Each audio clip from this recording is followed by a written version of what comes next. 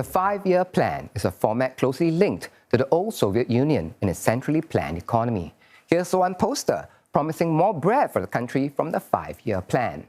The Communist Party of China adopted a similar approach shortly after taking control of mainland China.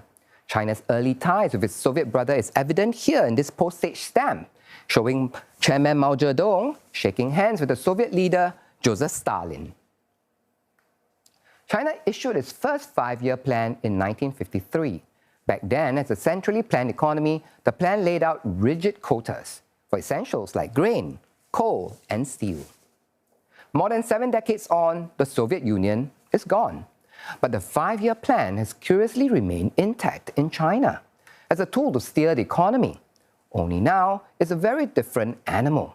The clearest sign of that came in 2006 when the title changed from 计划 to 规划. Both translate to plan in English, but the new phrasing 规划 signals broader strategic direction rather than stiff production targets. Still in China, these remain some of the most powerful words on paper because they direct attention and money to where Beijing wants them. Take the 12 5-year plan, for example. That's in 2011. It prioritizes 7 strategic emerging industries, among them next-generation information technology, new energy vehicles, and new energy. That directive 15 years ago helped set the runway for what we see today. China's lead in solar panels and wind farms, electric vehicles, and 5G technology. Now, the next question, what about the 15th 5-year plan? For now, what's on the table are recommendations, in Chinese, 建议. Issued by the Central Committee of the Communist Party of China in October, that document has more than 3,000 words, with recommendations across 12 broad themes. Among them, calls for technological self-reliance and the push to foster industries of the future, including the so-called low-altitude economy, embodied artificial intelligence, and 6G mobile communications.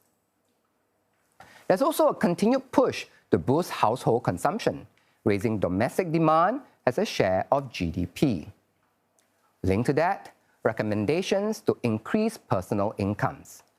And another major goal, eliminating bottlenecks blocking a unified national market, including a very practical target, cutting logistics costs. These are the kinds of priorities Beijing hopes to log in through the 15th 5-year plan. When delegates to the National People's Congress, China's top legislature, meet at the Great Hall of the People, many of these recommendations are likely to be adopted without major changes, to become the blueprint for what China calls socialist modernization by 2035.